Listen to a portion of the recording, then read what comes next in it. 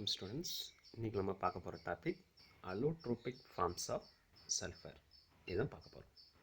ஓகேங்களா? ப்ரீவியஸ் கிளாஸில் எதை பற்றி பார்த்தோம் ஞாபகம் இருக்குங்களா? குரூப் நம்பர் 16 பார்த்தோம். Group number 16. குரூப் நம்பர் 16 யார் இருப்பாங்க?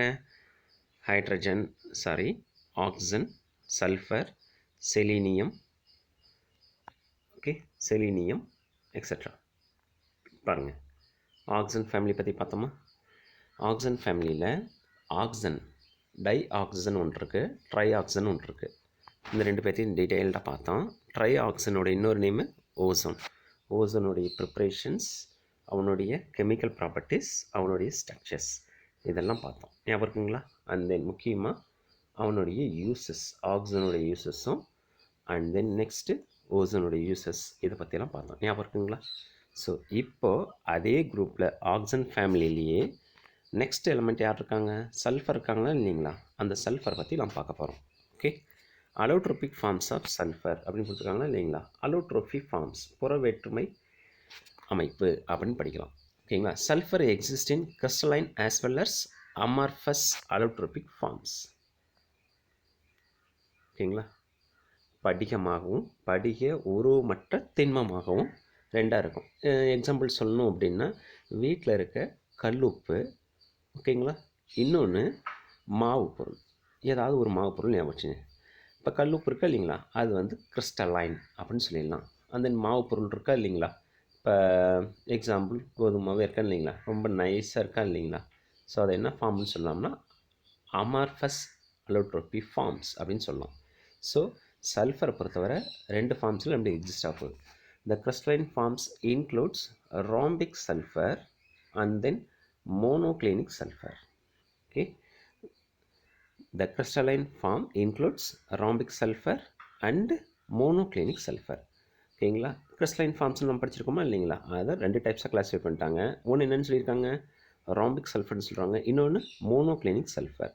அப்படி இல்லைன்னா சிம்பிளாக எப்படி ஞாபகம் வச்சுக்கலாம்னா ஆல்ஃபா அண்ட் தென் பீட்டா அப்படின்னு ஞாபகம் வச்சுங்க. புரியுதுங்களா?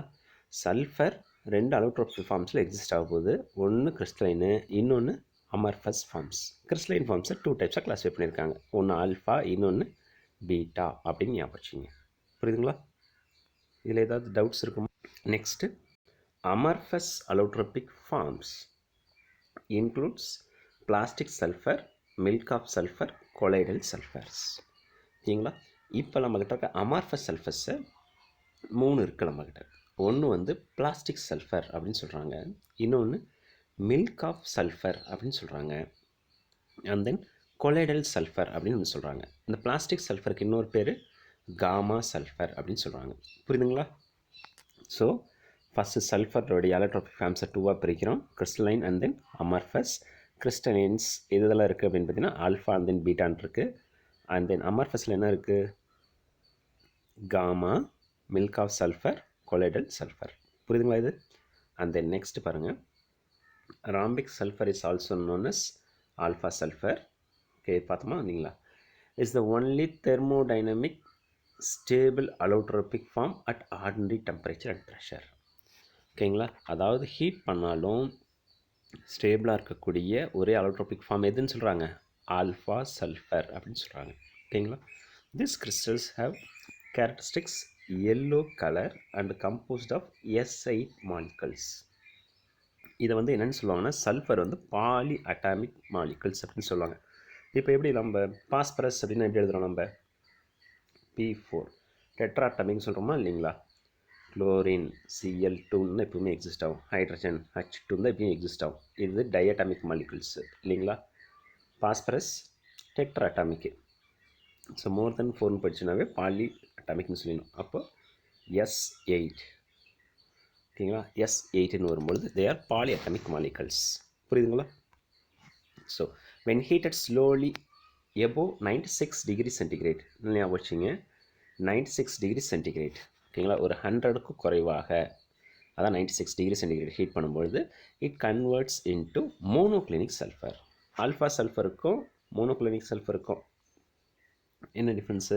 ஆல்ஃபா சல்ஃபர், மோனோக்ளினிக் சல்ஃபர்னா பீட்டா சல்ஃபர்னு அர்த்தம். அப்போ ஆல்ஃபாவை பீட்டாவை நீ மாற்றணும் அப்படின்னா எவ்வளோ டெம்பரேச்சர் ஹீட் பண்ணணும்? 96 டிகிரி சென்டிகிரேட் ஹீட் பண்ணால் போதும். Upon cooling, okay, upon cooling below 96 degree centigrade, the beta forms back to alpha forms. 96 degree centigrade heat பண்ணிங்க அப்படின்னா ஆல்ஃபா பீட்டாவாக மாறிடும். அதே அளவு நீங்கள் கூல் பண்ணிங்க அப்படின்னா பீட்டா என்னவாக மாறிடும்? உங்களுக்கு ஆல்ஃபாவாக மாறிடும். புரியுதுங்களா? ஸோ சிம்பிளாக இது எப்படி எழுதிக்கலாம் அப்படின்னு பார்த்தீங்கன்னா, alpha can be converted into beta by heating up to 96 degree centigrade. ஓகேங்களா? அது beta can be converted into alpha by decreasing its temperatures below 96 degree centigrade. புரியுதுங்களா? இந்த மாதிரி கூட நம்ம எழுதிக்கலாமா? ஓகே ஸ்டூடெண்ட்ஸ், புரியுதுங்களாப்பா எப்படி கன்வெர்ட் பண்ணுறதுன்ட்டு? அந்த நெக்ஸ்ட் பாருங்கள். Monoclinic sulfur also contains S8 molecules in addition to small amount of S6 molecules. அதாவது நம்ம சொல்லிட்டோம் பாலி அட்டாமிக்னு சொல்லிட்டோம். ஸோ S8 தான் இருக்குன்னு சொன்னாங்க. சில டைம்ஸ் என்னவாக இருக்கலாம்னு பார்த்தீங்கன்னா S6ன்னு கூட இருக்கலாம். ஓகேங்களா? அவுட்டர் மோஸ்ட் ஷெல்லில் மொத்தம் எத்தனை எலக்ட்ரான்ஸ் இருக்குன்னு பாருங்கள். இது ஆக்சிஜன் ஃபேமிலி இல்லையா? அப்போ ஆக்சிஜன் ஃபேமிலியோட ஜென்ரல் எலக்ட்ரானிக் அட்மிஷன் என்ன இருக்கும்? NS2 NP4 S2 NP4. அப்போ 2 + 4 6. அப்போ 6 எலக்ட்ரான்ஸ் கூட டொனேட் பண்ணுறதுக்கு வாய்ப்பு இருக்குது. ஸோ அப்போ S6 கூட வருவான். அதான் அவங்க கொடுத்துருக்காங்க. And then it exist as a long needle like prism and it is also called as prismatic sulphur. இந்த மோனோக்ளோனிக் சல்ஃபர் இருக்கா இல்லைங்களா? இது எப்படி இருக்குன்னு சொல்கிறாங்கன்னா லாங் நீடில் லைக் ப்ரிசம் அப்படின்னு சொல்கிறாங்க. Long needle like prism and it is also called as an prismatic sulphur. அதனால் அதை என்னென்னு சொல்லிடுறாங்க? ப்ரிசமெட்டிக் சல்ஃபர்னு சொல்லுவாங்க. ஸோ அப்போ மோனோக்ளோனிக் சல்ஃபர் இருக்கா இல்லைங்களா? இந்த மோனோக்ளோனிக் சல்ஃபருக்கு கிட்டத்தட்ட பாருங்கள் எத்தனை பேருன்ட்டு மோனோக்ளோனிக் சல்ஃபர்னு சொல்லலாம், பீட்டா சல்ஃபர்னு சொல்லலாம், ப்ரிசமெட்டிக் சல்ஃபர்னு சொல்லலாம். It is stable between 96 to 119 degree centigrade. அதாவது 96 டிகிரி சென்டிகிரேட்டுக்கு மேலே நம்ம ஆல்ஃபா சல்ஃபரை ஹீட் பண்ணால் என்ன மாறும்? பீட்டா சல்ஃபராக இருக்கும். அந்த பீட்டா சல்ஃபராக அது இருக்கிறது எந்த டெம்பரேச்சர் வரையும்? 96 degree centigrade to 119 degree centigrade. ஓகேங்களா? ஒரு வேளை அதை தாண்டி போயிடுச்சு அப்படின்னா, ஓகேங்களா, உள்ள குறைச்சிட்டோம் அப்படின்னா and slowly changes into ராம்பிக் sulphur. அப்போ இந்த டெம்பரேச்சர் கீழே வந்துச்சுன்னா 96 டிகிரி சென்டிகிரேட் கீழே வந்துட்டாவே என்ன மாறிடும்? Beta back into alpha. புரியுதுங்களா? அண்ட் தென் நெக்ஸ்ட் பாருங்கள். when molten sulfur is poured into cold water, okay, molten sulfur is poured into cold water, a yellow rubbery ribbon of plastic sulfur is produced. ஓகேங்களா? So இப்போ பாருங்கள் பார்க்கலாம். Molten sulphur அப்படின்னு கொடுத்துருக்காங்களா இல்லைங்களா? Molten சல்ஃபர்னால் யார்? Molten sulphur, okay, அதாவது உருகிய நிலையில் இருக்கிற ஒரு சல்ஃபர். நீங்கள் யாரை வேணால் எடுத்துக்கலாம். ஆல்ஃபாவை எடுத்துக்கிட்டிங்க அப்படின்னா ஹீட் பண்ணோம் அப்படி 96 டிகிரி சென்டிகிரேட் ஹீட் பண்ணோம்னா என்ன மாறிடும்? பீட்டாவாக மாறிடும். அப்போ அந்த பீட்டாவை இன்னும் ஹீட் பண்ணோம் அப்படின்னா உருக ஆரம்பிச்சிடணும் இல்லைங்களா? So molten sulphur is poured into cold வாட்டரில் போட்டதுக்கப்புறம் a yellow rubbery ribbon of plastic sulfur is produced. அப்போ பாருங்கள், ஆல்ஃபாவை ஹீட் பண்ணோம் அப்படின்னா it can be converted into beta இன்னும் நல்லா ஹீட் பண்ணால் என்னவோ மாறிடும்? காமாவும் மாறிடும். காமா பேர் தான் என்னென்னு சொல்லுவோம்? பிளாஸ்டிக் சல்ஃபர்னு சொல்லுவோம். So they are very soft and can be stretched easily. Stretched என்னன்னு தெரியுமில்ல? ஓகே, ஆன் ஸ்டாண்டிங், ஓகேங்களா, cooling it slowly becomes hard and changes to stable rhombic sulphur. இப்போ கூல் பண்ணுறீங்க அப்படின்னா அது என்னவோ மாறிடுன்னு சொல்கிறாங்க. திரும்பவும் ஆல்ஃபா சல்ஃபராக, அதான் ஆல்ஃபா சல்ஃபருக்கு இன்னொரு பேர் என்ன? ராம்பிக் சல்ஃபராக மாறிடும். இப்படி எப்படி கன்வெர்ட் பண்ணுறாங்கன்னு தெரியுதுங்களா? ஆல்ஃபா சல்ஃபரை 96 டிகிரி சென்டிகிரேட் ஹீட் பண்ணோம்னா it converts into ராம்பிக் sulphur is converted into beta. ஓகேங்களா? இந்த பீட்டாவை நல்லா மோல்டன் ஸ்டேட்டுக்கு ஹீட் பண்ணோம் அப்படின்னா எல்லோ கலராக இருக்கிற காமா சல்ஃபர் கிடச்சிரும். அதை கூல் பண்ணோம்னா என்ன மாறிடும்? உங்களுக்கு ஆல்ஃபா சல்ஃபராகவே மாறிடும். புரியுதுங்களா? சரி, நெக்ஸ்ட் பாருங்கள். Sulphur also exist in liquid and gaseous state. ஓகேங்களா? சல்ஃபரை பொறுத்தவரை சாலிட்ஸாக மட்டும்தான் இருக்கணும்னு அவசியம் கிடையாது. It can also exist as liquid and gaseous state. At around 140 degrees centigrade, the monoclinic sulfur melts to form mobile pale yellow liquid called delta. Okay, delta sulfur. ஓகேங்களா? அப்போது 140 degree சென்டிகிரேட்டுக்கு நம்ம heat பண்ணுறோம் அப்படின்னா என்னவோ மாறிடுன்னு சொல்கிறாங்க? Delta sulphur. புரியுதுங்களா? Okay. The vapour over the liquid sulfur consists of 90% of S8, S7, S6 and small amount mixture of S2, S3, S4, S5 molecules. அதான் பாலிஅட்டாமிக்னு சொல்லிட்டான். அப்போ என்னவா இருக்கலாம்னு பார்த்தீங்கன்னா மோனோட்டாமிக்காக மட்டும் இல்லாமல் இருந்துச்சு அப்படின்னா அது எல்லாமே என்னென்னு சொல்லுவோம், நம்ம பாலிஅட்டாமிக்னு சொல்லுவோம். S5 and then S6, S7, S8. Maximum X6, S7, S8 தான் எக்ஸிஸ்ட் ஆகும். ஏன்னா இதோடைய அவுட்டர் மோஷனில் எவ்வளோ எலக்ட்ரான்ஸ் இருக்குன்னா 6 எலக்ட்ரான்ஸ் இருக்குது. அப்போ 6, 7, 8 இப்படி தான் அதை ஃபார்ம் பண்ணும். ஓகேங்களா? ஸோ ரேராக என்ன ஃபார்ம் பண்ணும் அப்படின்னா S2, S3, S4, S5 form பண்ணும். ஓகேங்களா? சரி, இங்கே பாருங்கள். ஃபஸ்ட்டு எங்கிட்ட இருக்க ஆல்ஃபாவை 96 டிகிரி சென்டிகிரேட் பண்ணால் பீட்டாவை மாறும். பீட்டாவை ஒரு 96 to 119 டிகிரி சென்டிகிரேட் ஹீட் பண்ணோன்னா இட் கன்வெர்ட்ஸ் இன்ட்டு காமா. ஒருவேளை பீட்டாவை ஒரு 140 டிகிரி சென்டிகிரேட் ஹீட் பண்ணோம் அப்படின்னா இட் கன்வெர்ட்ஸ் இன்ட்டு டெல்டா. புரியுதுங்களா? எவ்வளோ டெம்பரேச்சர் கொடுத்துருக்காங்கன்னு பாருங்க பார்க்கலாம். Around 140 degree centigrade. இங்கே டெம்பரேச்சர் தான் ரொம்ப முக்கியமான 96 டிகிரி சென்டிகிரேட்டு, இங்கே அப் டு 119 டிகிரி சென்டிகிரேட். புரியுதுங்களா? சரி, அடுத்து நெக்ஸ்ட்டு பாருங்கள் பார்க்கலாம். Sulphur di oxide. இப்போது நம்மளுடைய சல்ஃபர் இருக்கா இல்லைங்களா, சல்ஃபரில் முக்கியமானது அவனுடைய சல்ஃபர் டை ஆக்சைடு கேஸ் தான். அதை பற்றி நம்ம பார்க்க போகிறோம். ஓகேங்களா? அவனுடைய ப்ரிப்ரேஷன்ஸ், அவனுடைய கெமிக்கல் ப்ராப்பர்ட்டிஸ், அவனுடைய யூசஸ். ஓகேங்களா? அதுக்கடுத்து sulphur try oxide and then sulphuric acids. பாருங்கள், ப்ரிப்ரேஷன்ஸ் ஃப்ரம் sulfur. சல்ஃபர் வந்து இப்படி ப்ரிப்ரேஷன் பண்ணுறாங்க பாருங்கள். A large scale production of sulfur dioxide is done by burning sulfur in air. ஓகேங்களா? சல்ஃபர் எடுத்துக்கிட்டு ஆக்சிஜனை சேர்த்தும் போது என்ன மாறிடும், சல்ஃபர் டை ஆக்சைடாக மாறிடும். சல்ஃபர் எடுத்துக்கிட்டு எக்ஸஸ் அமௌண்ட் ஆஃப் ஆக்சிஜனை செலுத்தும் போது it converts into sulphur trioxide. ஓகேங்களா? So limited supply of air பண்ணணும் அப்படின்னா சல்ஃபர் டை ஆக்சைடாக மாறிடும். ஒருவேளை எக்ஸஸ் அமௌண்ட் செலுத்தணும் அப்படின்னா it converts into sulphur try oxides. ஓகேங்களா? And then from sulfides, when sulfide ores such as galena and then zinc blend are roasted in air, sulfur trioxide is liberated.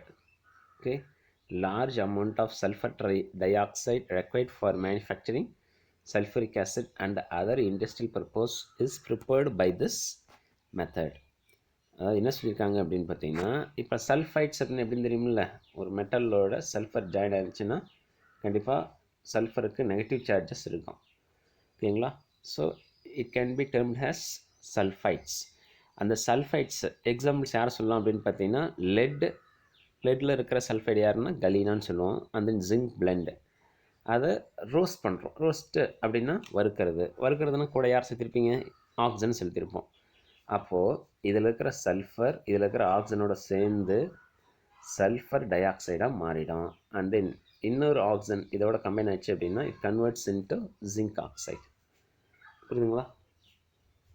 Next பாருங்கள், FeS2 இருக்கா, இங்கே இருக்கிற sulphur okay, இங்கே இருக்கிற ஆக்சிஜனோட சேர்ந்து என்ன மாறிடும், சல்ஃபர் டை ஆக்சைடு கேஸ் வெளியே போயிடும். அண்ட் தென் Fe ஓவோட சேரும் பொழுது Fe2O3 கன்வெர்ட் ஆகிடும்.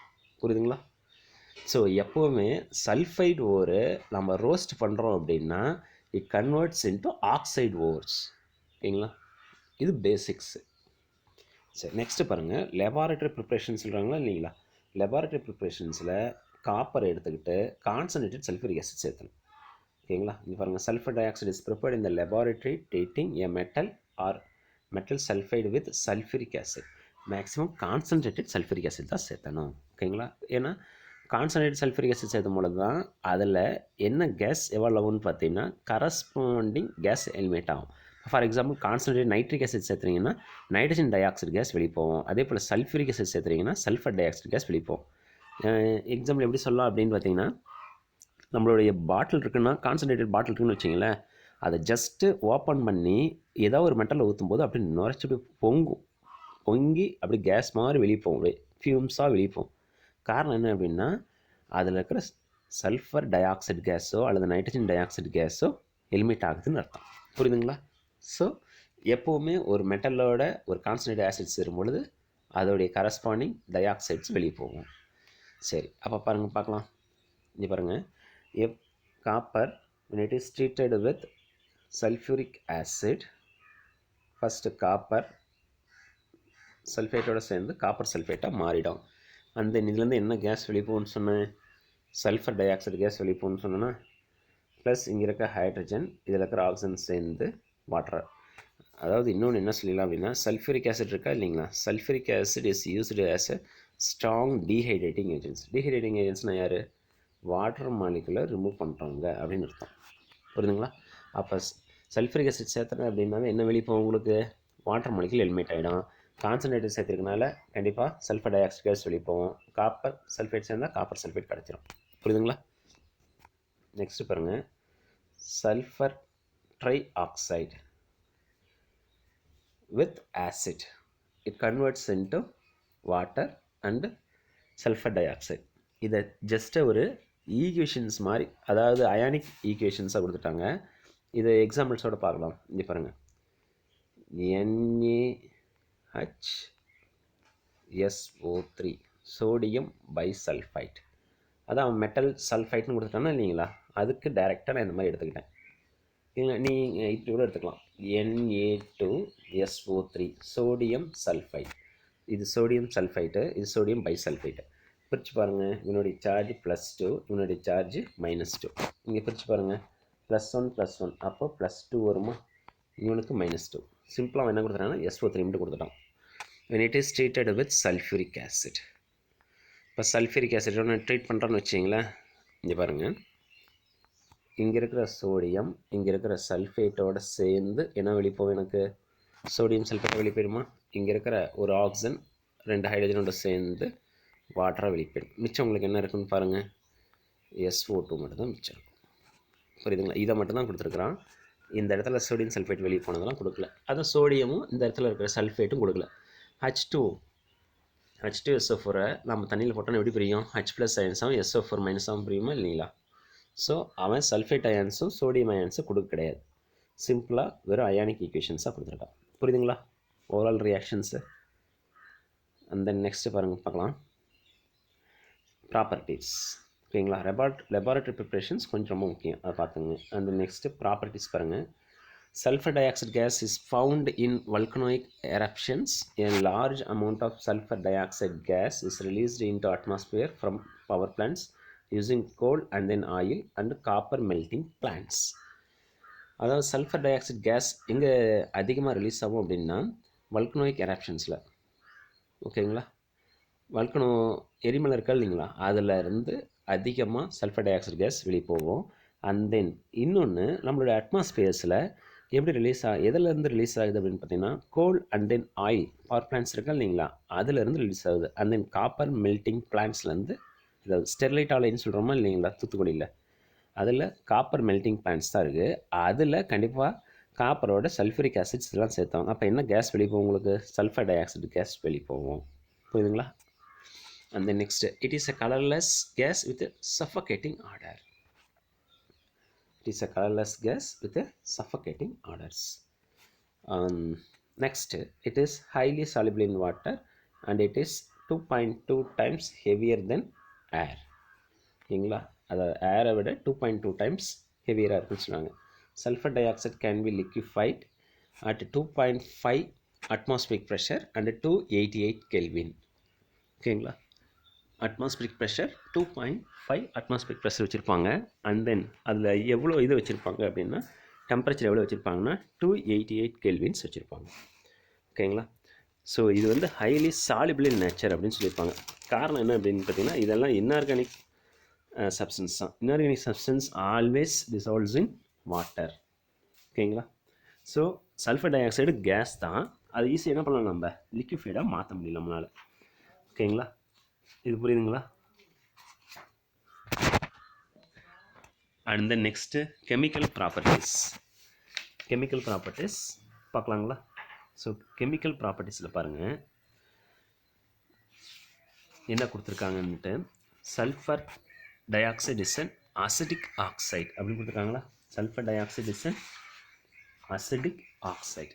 It dissolves in water to give sulfurous acid. யார் ஒருத்தர் வாட்டரோட டிசால்வ் பண்ணும்போது ஆசிட் கொடுக்குறாங்களோ தேர் அசிடிக் ஆக்சைட்ஸ் அப்படின்னு சொல்லுவாங்க. ஆசிடை ப்ரொடியூஸ் பண்ணுறவங்க பேர் acidic oxide. Sulphur di oxide இருக்கா இல்லைங்களா, அதோட வாட்டர் சேரும் பொழுது இங்கே பாருங்கள் SO2 + H2O, SO2ஓட ஓ சேர்ந்துச்சுன்னா SO3 மாறிடும். அப்போ H2 SO3 மாறிடும். புரியுதுங்களா? H2 SO3 இருக்கா இல்லைங்களா, அதை எடுத்துக்கிட்டு தண்ணிக்குள்ளே போட்டோம் அப்படின்னா எப்படி பிரியும், H+ அயன்ஸ் ஆகும், SO3- ஆகும் பிரிஞ்சிடும். புரியுதுங்களா?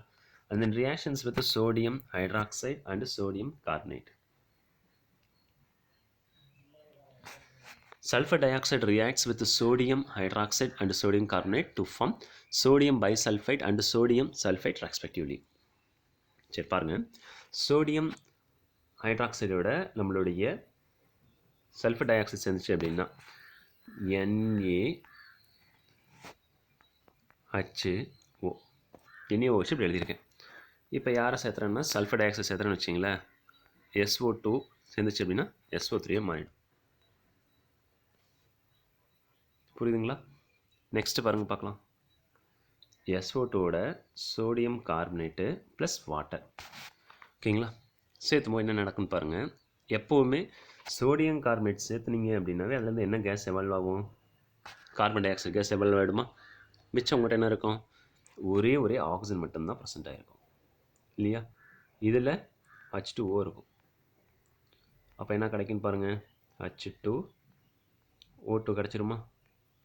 இப்போ இதில் 2SO2 இருக்குது, 2SO2 இருக்குது, 2Na இருக்குது இல்லைங்களா, இருக்கிறது எல்லாத்தையும் எழுதியாச்சு. சரி இங்கே பாருங்கள், இது எப்படி எழுதலாம் அப்படின்னு பார்த்தீங்கன்னா 2Na H எத்தனை இருக்குது, 2 இருக்கா, அப்போ 2NaHன்னு எழுதலாமா, SO2ன்னு எழுதலாமா, SO2 2 இருக்கனால ப்ளஸ் O பார்த்தீங்கன்னா 2 O இருக்குது. அப்போ இதோட அப்படி ஆட் பண்ணினா SO2 is converted into SO3, அப்போ NaHSO3 மாறிடும். புரியுதா அந்த ரியாக்ஷன்ஸு?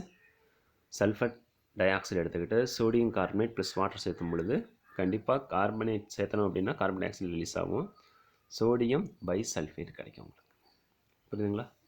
அண்ட் தென் இந்த சோடியம் பைசல்ஃபைட் இருக்கா இல்லைங்களா, அது ஜஸ்ட் நம்ம ஹீட் பண்ணுறோம் அப்படின்னா ஓகேங்களா, இட் கன்வெர்ட்ஸ் இன்ட்டு அதுலேருந்து என்ன கேஸ் வெளியே போகணும்னா சல்ஃபர் டை ஆக்சைடு இருந்துச்சுன்னா சல்ஃபர் ட்ரை ஆக்சைடு இருந்துச்சுன்னா சல்ஃபர் டை ஆக்சைடு. இப்போ எப்படி கார்பனேட் இருந்துச்சு அப்படின்னா கார்பன் டை ஆக்சைடு ரிலீஸ் ஆகுதோ, சல்ஃபைட் இருந்துச்சுன்னா SO3 இருந்துச்சுன்னா உங்களுக்கு sulphur dioxide gas eliminate ஆகிடும்.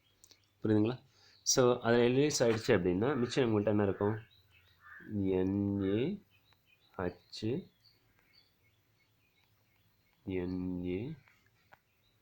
NaHS, ஓகேங்களா, SO3 இதுலேயும் SO3 இருக்கும். இப்போ பாருங்கள், இதுலேருந்து என்ன ரிலீஸ் ஆகிடுச்சு அப்படின்னா SO2 ரிலீஸ் ஆகிடுச்சு, SO2 ரிலீஸ் ஆகிடுச்சு. ஒரு O மிச்சம் இருக்கா, இங்கே பாருங்கள், இங்கே இருக்க ஒரு ஹைட்ரஜன், இங்கே இருக்க ஒரு ஹைட்ரஜன் ஒரு ஆக்சிஜனோட சேர்ந்து வாட்டர் ரிலீஸ் ஆகிடும். மிச்சம் என்ன இருக்குன்னு பாருங்கள், Na2 இருக்கா, SO3 ஒன்று மட்டும் மிச்சம் இருக்குது, அப்போ SO3. புரியுதுங்களா? இந்த ரியாக்ஷன்ஸு ரொம்ப முக்கியமானது, ஓகேங்களா. How will you convert sodium bisulfite into sodium sulfite அப்படின்னு கேட்பாங்க, அதை பார்த்துங்க, ஓகேவா. Next பார்க்கலாங்களா.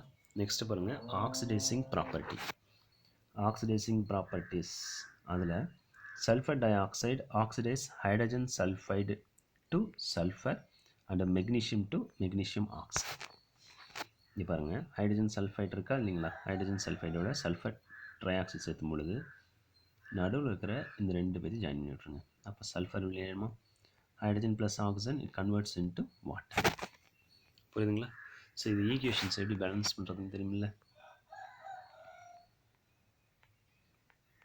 H2S plus SO2 S release ஆகிடுமா, ப்ளஸ் இங்கே ஆக்சிஜன் இருக்குது அப்படின்னா கண்டிப்பாக வாட்டரோட ஹைட்ரஜனோட சேர்ந்து வாட்டராக வெளியே போகும்னு சொல்லியாச்சு இல்லையா. 2 இருக்கனால 2 தான் நம்ம போட்டாகணும். அப்போ 2 வந்துருச்சு அப்படின்னா மொத்தம் 4 ஹைட்ரஜன் இருக்கா, அப்போ என்ன போட்டாகணும் 2, அப்போ 3S. புரியுதுங்களா?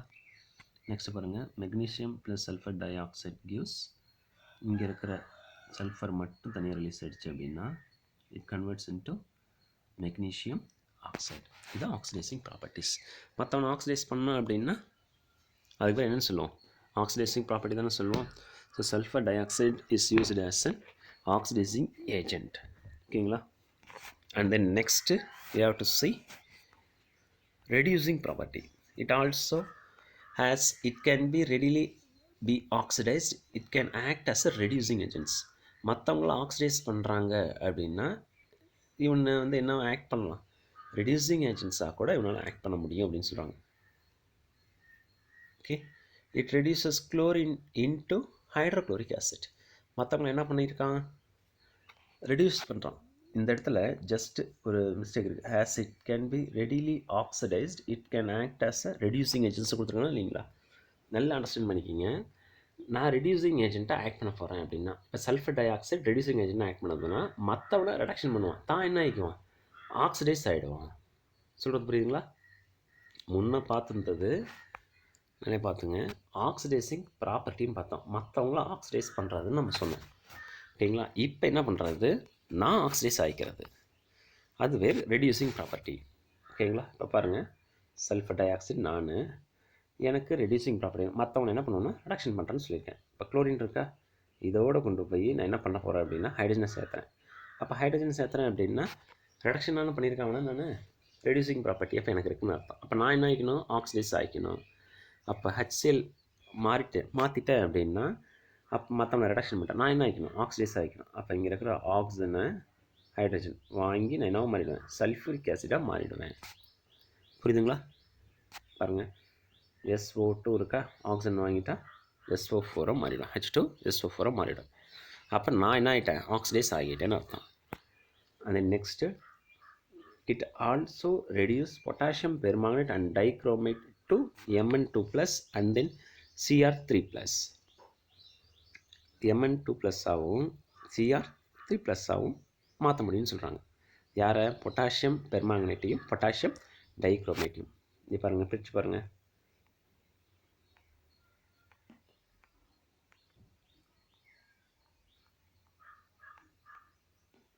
இவனுடைய சார்ஜ் என்ன வரும், 7+. புரியுதுங்களா? அண்ட் தென் K2Cr2O7 பாருங்கள்,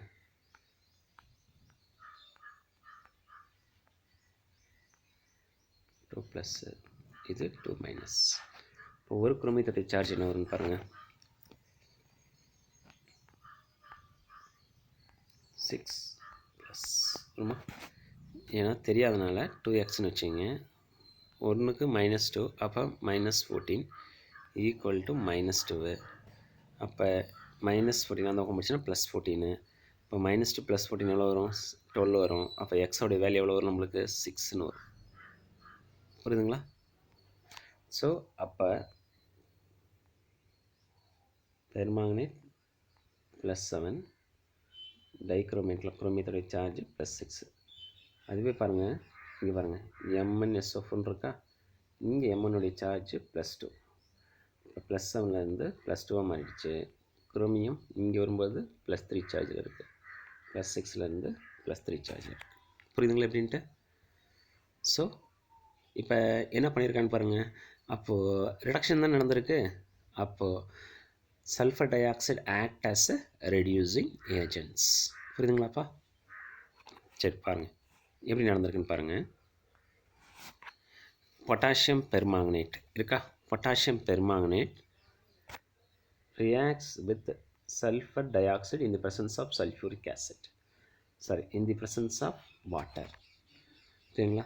இப்போ வாட்டரோட சேரும்போது என்ன நடக்குன்னு பாருங்கள், இவங்க ரெண்டு பேர் ஃபஸ்ட்டு கம்பைன் ஆகி சல்ஃபூரிக் ஆசிடாக மாறிடுவாங்கன்னு அப்படிங்கிற மாதிரி ஞாபகம் வச்சுங்க. ஓகே, நெக்ஸ்ட்டு இங்கே இருக்கிற பொட்டாசியம் இங்கே இருக்கிற சல்ஃபேட்டோடு சேர்ந்து பொட்டாசியம் சல்ஃபேட்டாக மாறிடுமா?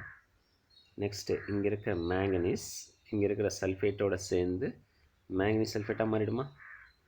நெக்ஸ்ட்டு பாருங்கள், H2SO4 இருக்கா, H2SO4 நம்மளுக்கு கிடச்சிடும். புரியுதுங்களா? ஸோ இப்போ ஈக்குவேஷன்ஸை ட்ரை பண்ணி பார்க்க முடியுமா? பாருங்கள் என்னென்ன எழுதியிருக்கோம் அப்படின்னா பொட்டாசியம் இருக்கும், பேலன்ஸ் பண்ண வேணாம். Sulphur dioxide in the presence of water it gives potassium sulphate plus MnSO4 plus H2SO4. புரியுதுங்களா? சரி, இப்போ என்ன பண்ணணும் அப்படின்னா பொட்டாசியத்துலேருந்து பேலன்ஸ் பண்ணிட்டு வாங்க. பொட்டாசியம் இங்கே 2 இருக்குது, இங்கே 1 தான் இருக்குது. அப்போ இங்கே என்ன போட்டாகணும், நம்ம 2 தான் போட்டாகணும். அப்போ இங்கே 2 வந்துருச்சு அப்படின்னா மேக்னீஸ் 2 தான் இருக்கணும். அப்போ 2 மேக்னீஸ். ஓகேங்களா? இப்போ பொட்டாசியத்தையும் பேலன்ஸ் பண்ணியாச்சு, Mn பேலன்ஸ் பண்ணியாச்சு. அடுத்து சல்ஃபருக்கு வாங்க பார்க்கலாம். ஸோ சல்ஃபருக்கு வரும்பொழுது இங்கே நீங்கள் ஒரு அசம்ஷனுக்கு வந்துடலாம். சல்ஃபர் எத்தனை இருக்குதுன்னு பாருங்கள். இங்கே 2 ப்ளஸ் இங்கே 1 3 இருக்குது. சிம்பிளாக என்ன பண்ணுறீங்கன்னா 3ன்னு போட்டுருங்க. சிம்பிளாக இப்போ என்ன மட்டும் தான் பேலன்ஸ் பண்ணணும், ஹைட்ரஜனும் ஆக்சிஜன் தான் பேலன்ஸ் பண்ணணும். அடுத்து ஹைட்ரஜன் பேலன்ஸ் பண்ணுங்கள். ஹைட்ரஜன் இங்கே எத்தனை இருக்குதுன்னு பாருங்கள், 2 இருக்கா? ஸோ இங்கே H2 கரெக்டாக பேலன்ஸ் ஆகிடுச்சா?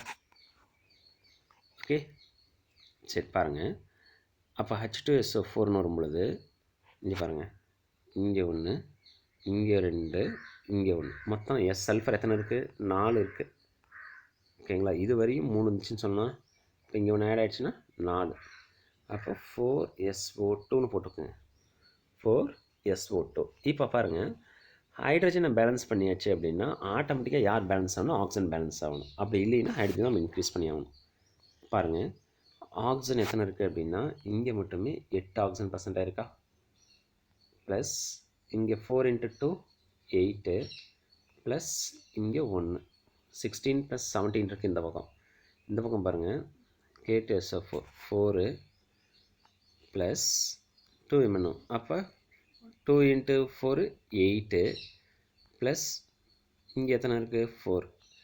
அப்போ 8 16 தான் இருக்குது. அப்போ 1 அவைலபிள் கம்மியாக இருக்குது. இங்கே 17, இங்கே 16.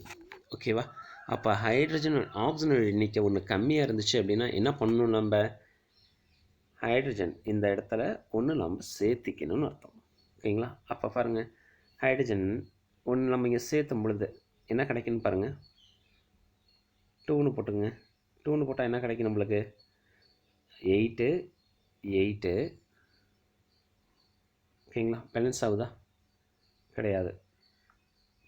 அப்போ என்ன பண்ணலாம் அப்படின்னா இங்கே இதை 5ன்னு போட்டு பாருங்கள். இதை 5ன்னு போட்டு பாருங்கள். 5ன்னு போட்டு பார்த்தா இங்கே மட்டுமே 10 வந்துடுதா? 10. ஓகேங்களா? அப்போது சல்ஃபேட்டை இங்கே இன்க்ரீஸ் பண்ண முடியாது, இங்கே தானே இன்க்ரீஸ் பண்ணணும். அப்போ 1 3 5னா இங்கே 2 போட்டாகணும்.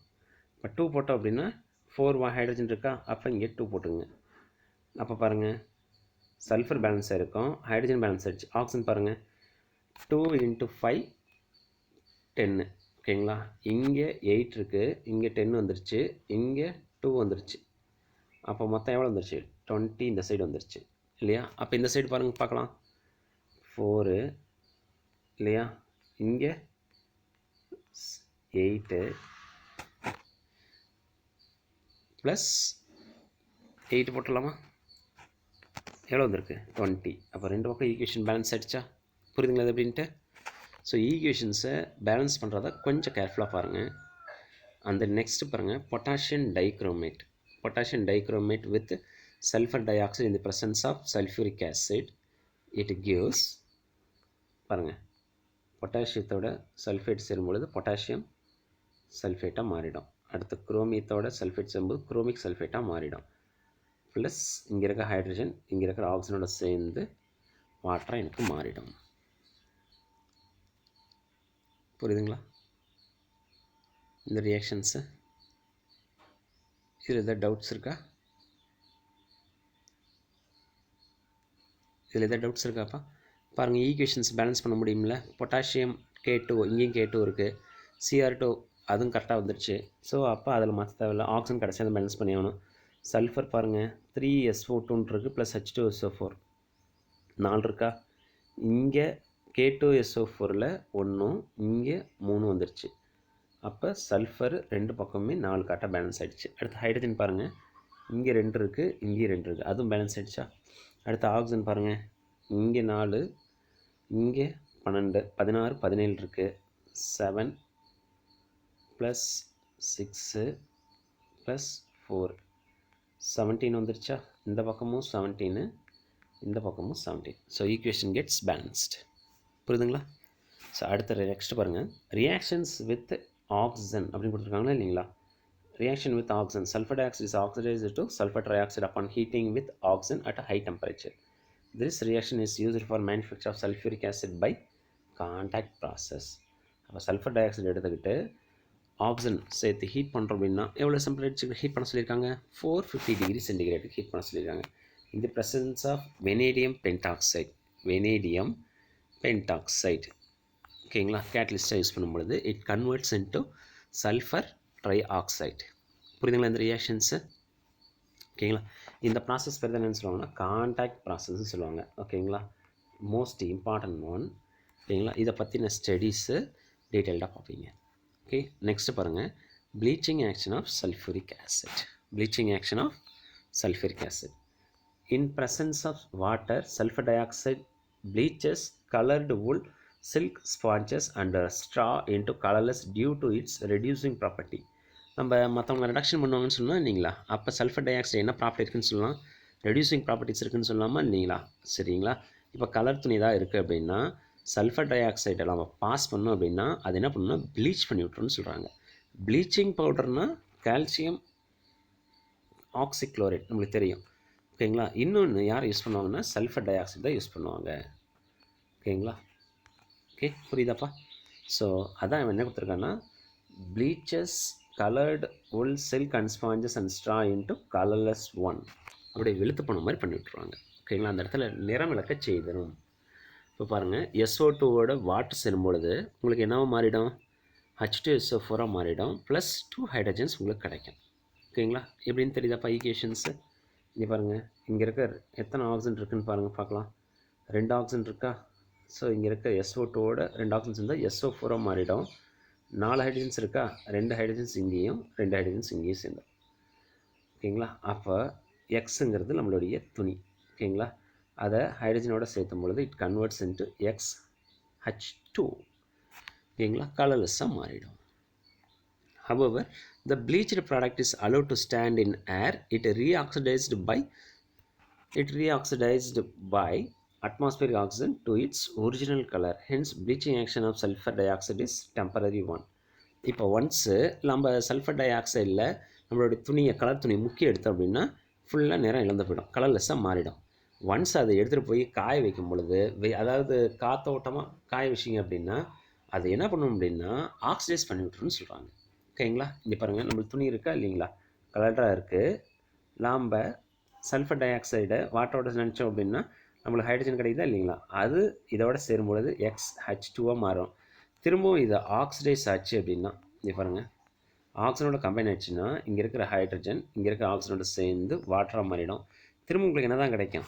எக்ஸ் தான் கிடைக்கும். எக்ஸுங்கிறது நம்மளுடைய கலர்டு துணி திரும்பவும் உங்களுக்கு கிடச்சிடும். புரியுதுங்களா? இந்த ரியாக்ஷன்ஸை கீழே ஒன்று எழுதி வச்சிங்க. XH2 + O2 அப்படின்ட்டு இருக்கா இல்லைங்களா, அது ரெண்டு கம்பைன் ஆகும்போது வாட்டர் ப்ளஸ் உங்களுக்கு எக்ஸ் திரும்பவும் கிடச்சிரும்.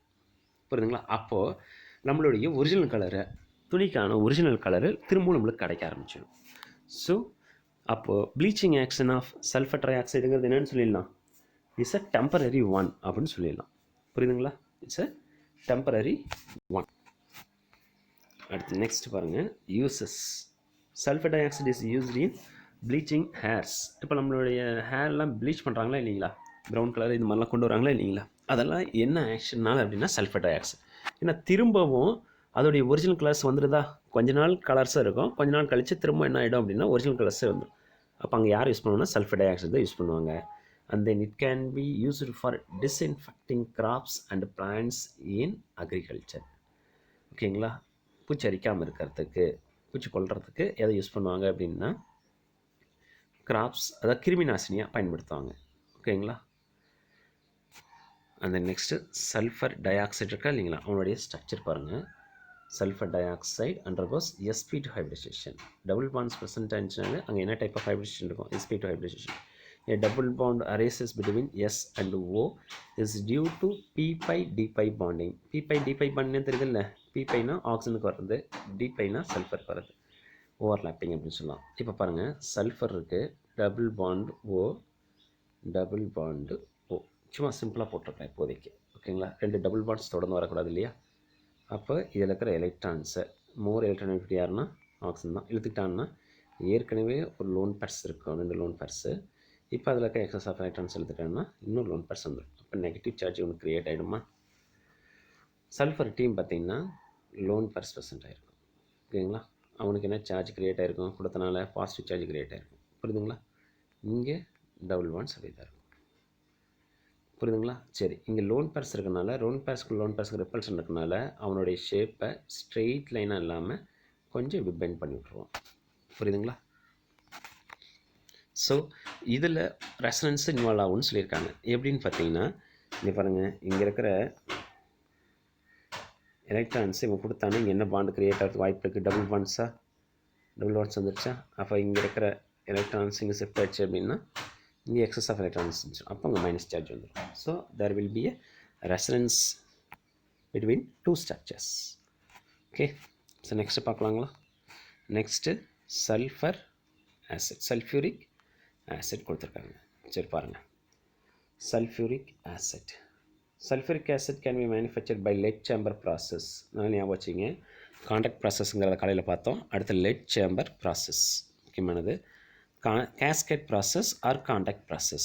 Here we discuss the contact process. பாருங்கள், காண்டாக்ட் ப்ராசஸ் பற்றி டீட்டெயில்டாக படிக்கலாம்னு சொன்னால் இல்லைங்களா? அதில் என்ன கொடுத்துருக்கான்னு பாருங்கள். Initially sulfur dioxide is produced by burning sulfur or iron pyrites. சல்ஃபரை ஹீட் பண்ணாலோ அல்லது அயன் பைரைட்ஸ்னு சொல்லுவாங்களா இல்லைங்களா? அயன் பைரைட்ஸ்னால் யார்? FeS2 அதை ஹீட் பண்ணாலும் இன் தி ப்ரெசன்ஸ் ஆஃப் ஏர். ஓகேங்களா? ஸோ இங்கே பாருங்கள் பார்க்கலாம், சல்ஃபர் எடுத்து ஆக்சிஜனோட ஹீட் பண்ணும்பொழுது சல்ஃபர் டை ஆக்சைடாக மாறிடும். FeS2ஓட ஆக்சிஜன் சேர்த்தும் போது Fe2O3ஆகவும் SO2ஆகவும் மாறிடும்.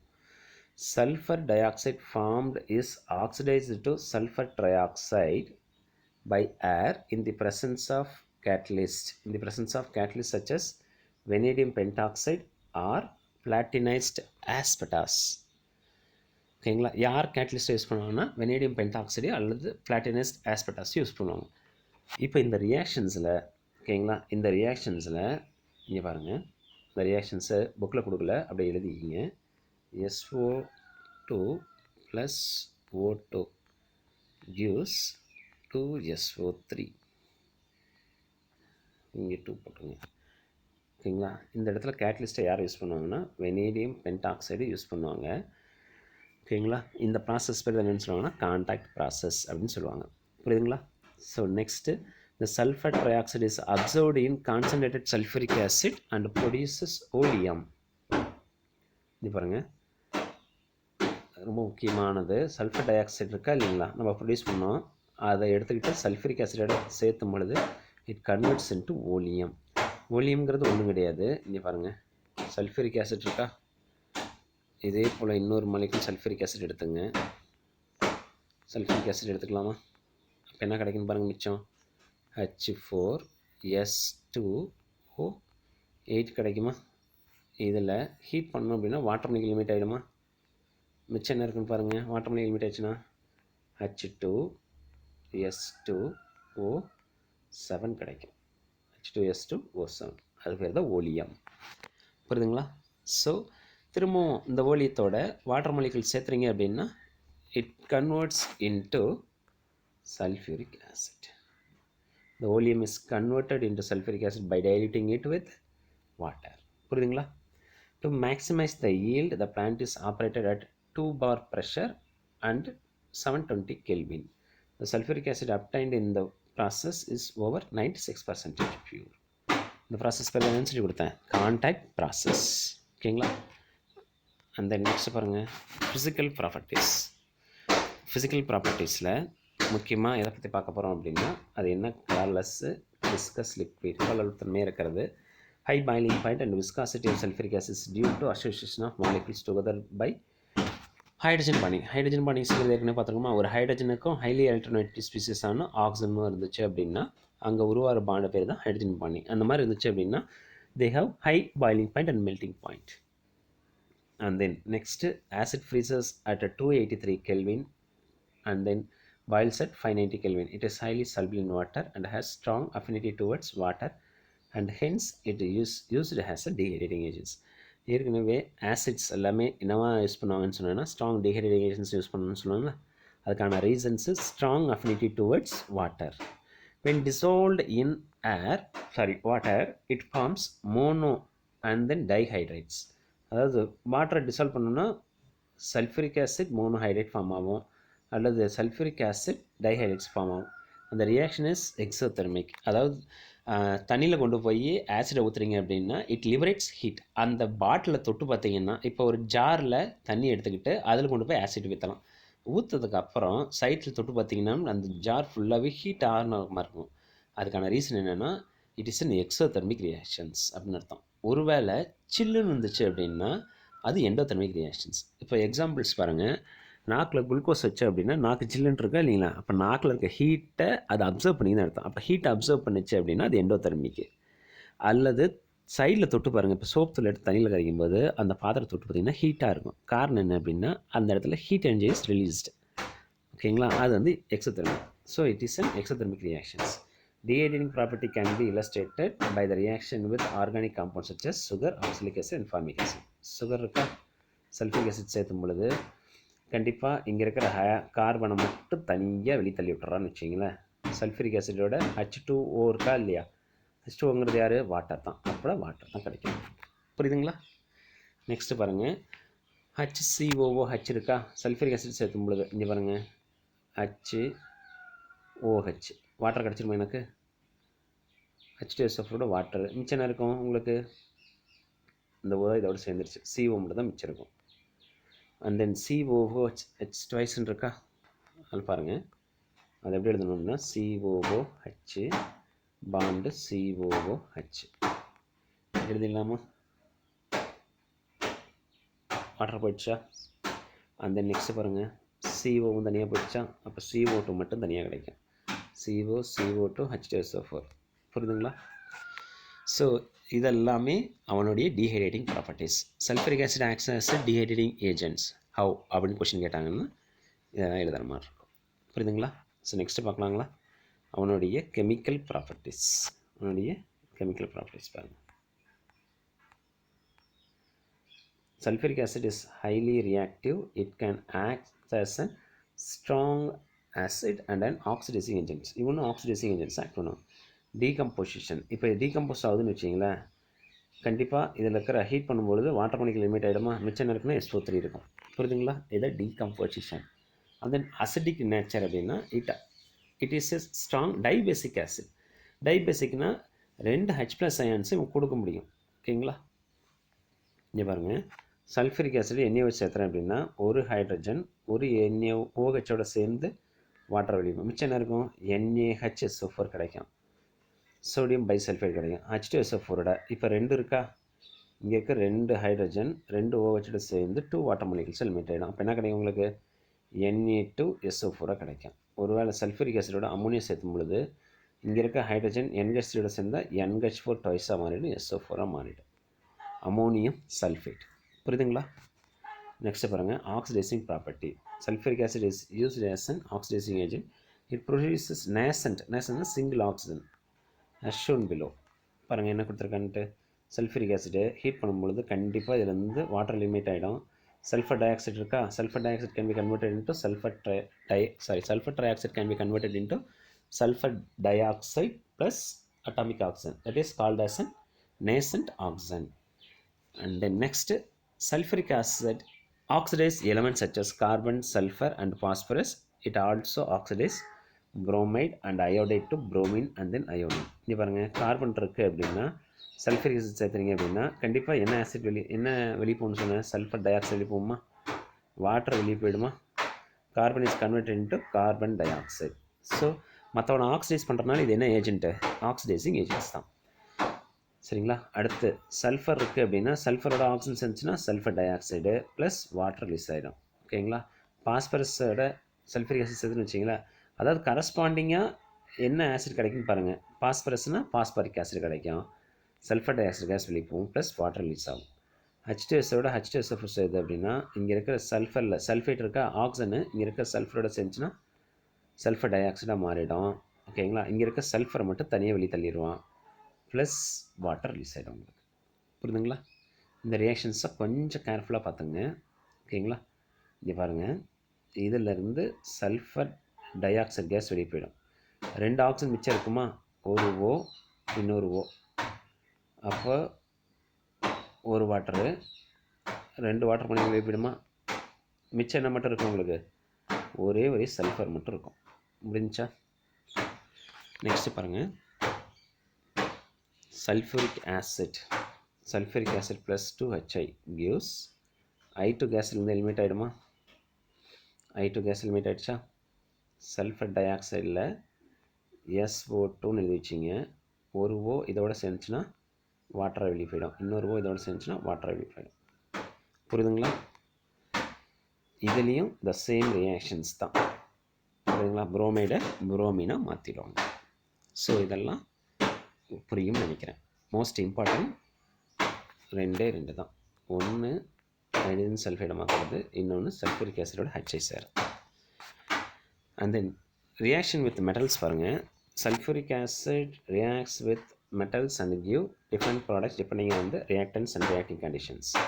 பாருங்கள், டைல்யூட் சல்ஃபூரிக் ஆசிட் கொடுத்துட்டான். அப்போ அந்த இடத்துல sulphur dioxide gas eliminate ஆகாது. கான்சன்ட்ரேட்டட் அப்படின்னா கண்டிப்பாக அந்த இடத்துல sulphur dioxide gas eliminate ஆகும், வாட்டர் எலிமினேட் ஆகும். புரியுதுங்களா? இந்த ப்ராடக்ட் 2 சேம் தான். சல்ஃபூரிக் ஆசிடோட concentrate sulphuric acid கிடச்சிச்சுன்னா copper sulphate கிடைக்கும். Lead sulphuric acid lead sulphate கிடைக்கும். கண்டிப்பாக கான்சன்ட்ரேட்னால water and then sulphur dioxide release ஆகும். நெக்ஸ்ட்டு பாருங்கள், zinc plus sulphuric acid. Zinc சல்ஃபேட்டாக மாறிடும், ஹைட்ரஜன் கேஸ் ரிலீஸ் ஆகும். அதே போல் aluminium plus sulphuric acid, aluminium sulphate release ஆகிடும், ப்ளஸ் ஹைட்ரஜன் உங்களுக்கு ரிலீஸ் ஆகிடும். புரியுதுங்களா? And the next, it does not react with noble metals like gold, silver, platinum. இப்போ தங்க கடையெல்லாம் நகை கடையெல்லாம் போனோம் அப்படின்னா தங்கமாக இல்லை அது வந்து பிளேட்டடா கோல்டு பிளேட்டடா அப்படின்னு பார்ப்பாங்க இல்லையா. அது எதை வச்சு பார்ப்பாங்க, கவரிங்காக கோல்டான்னு பார்ப்போம் இல்லையா. ஜஸ்ட்டு அக்வா ரீஜன் இருக்குது, ஓகேங்களா. நைட்ரிக் ஆசிட் அண்ட் HCl அதை சேர்த்தலாம், அல்லது சல்ஃபரிக் ஆசிட் கூட சேர்த்துவாங்க. சேர்த்தும் பொழுது நகை உருகிடுச்சு அப்படின்னா அது கோல்டு இல்லைன்னு அர்த்தம். நகை உருகலை அப்படின்னா கண்டிப்பாக தங்கம்னு அர்த்தம்.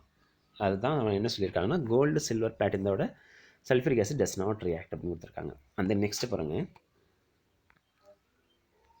Reaction with salts. Different metal salts to give metal sulphates and bisulphate. இது பாருங்கள், பொட்டாசியம் ஒரு ஹைட்ரஜன் ஒரு சல்ஃபேட், பொட்டாசியம் பைசல்ஃபேட்டாக மாறிடுமா. இங்கே இருக்க ஹச் இங்கே இருக்க சீலோட சேர்ந்து HCl மாறிடும். அடுத்து பொட்டாசியம் நைட்ரேட் இருக்கா, பொட்டாசியம் நைட்ரேட் சல்ஃபரோட சேரும் பொழுது சல்ஃபரிக் ஆசிட் சேரும் பொழுது பொட்டாசியம் பைசல்ஃபேட்டு HNO3.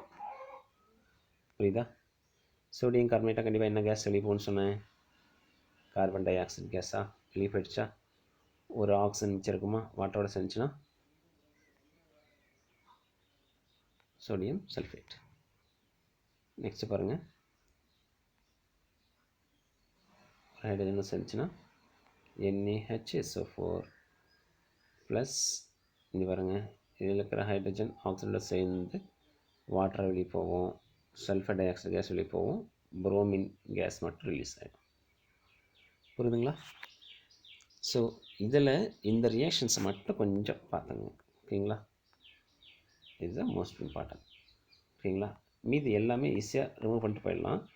இதில் மட்டும் என்னென்ன கேஸ் ரிலீஸ் ஆகுன்னு பாருங்கள். புரோமைடு சோடியம் புரோமைடாக இருக்கும் பொழுது புரோமின் கேஸ் ரிலீஸ் ஆகும். அந்த இடத்துல சல்ஃபரிக் ஆசிடு அந்த இடத்துல ஸ்ட்ராங்கஸ்ட் ஆசிடாக ரியாக்ட் பண்ணும். அப்போ கண்டிப்பாக சல்ஃபர் டை ஆக்சைடும் வாட்டர் ரிலீஸ் ஆகணும் இல்லைங்களா, அதை பார்த்துங்க. அந்த next reaction with organic compounds. பென்சின்கிறது ஆர்கானிக் காம்பவுண்ட்ஸாக சேர்த்தும் பொழுது ஒரு ஹைட்ரஜன் ஞாபகம் வச்சிங்க, ஒரு ஹைட்ரஜன் சல்ஃபரிக் ஆசிட் எப்படி கூட எழுதுறாங்கன்னா OH மைனஸ்ஸு SO3 ஹச்ன்னு எழுதலாமா, SO3 H2SO4 நல்லா பிரிச்சுக்கிட்டேன். அப்போ இதில் இருக்கிற ஒரு H இதில் இருக்கிற OH சேர்ந்து வாட்டர் வெளியே போயிடும். அப்போ யார் மிச்சம் இருக்கா, SO3H. அது இதோட போய் சேர்ந்துச்சுன்னா C6H5SO3H கிடைக்கலாம். புரியுதுங்களா? Next uses of sulphuric acids பாருங்கள் பார்க்கலாம். யூஸ் ஆஃப் சல்ஃபூரிக் ஆசிட்ஸில் sulphuric acid is use in the manufacture of fertilisers.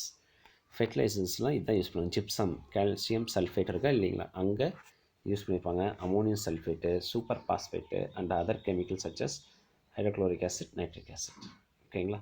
It is used as a drying agent and also in the preparation of pigments and then explosives.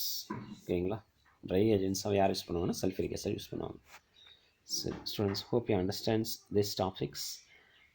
And then the next class we have to see test for sulfates. Okay, test for sulfates and then structure of sulfurs. Okay, read well these topics. Thank you.